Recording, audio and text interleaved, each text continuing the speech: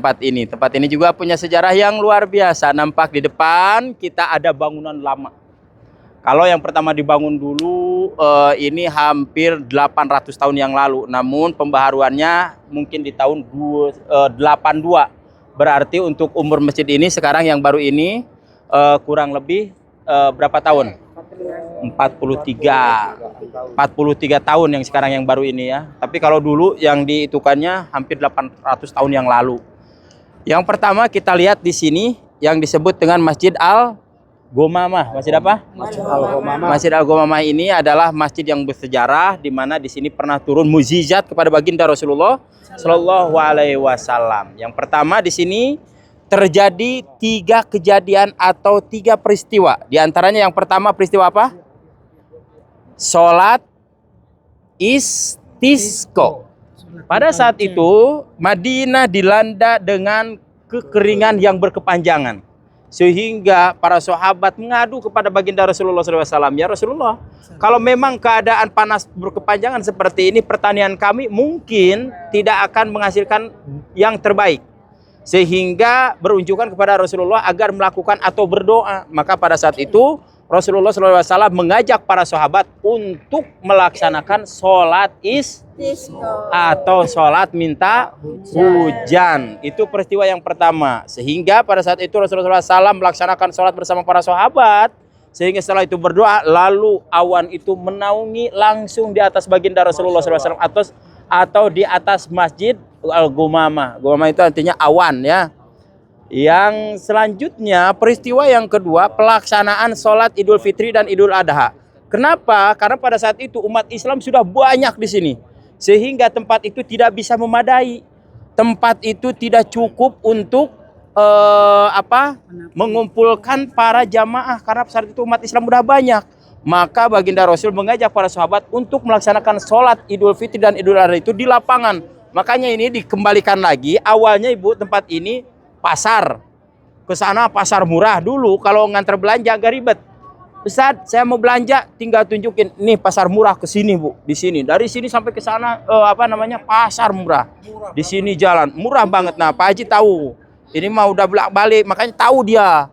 Jadi di sini murah banget, ada 1 real sampai 5 real di tempat ini. Sekarang udah gak ada.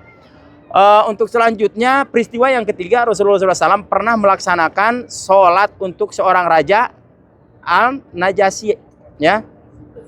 Jadi seorang raja Habasyah, orang yang paling adil. Ya, pada saat itu beliau masuk Islam tanpa sepengetahuan para masyarakatnya. Beliau masuk Islam secara diam-diam tapi tidak mengajak kepada masyarakatnya.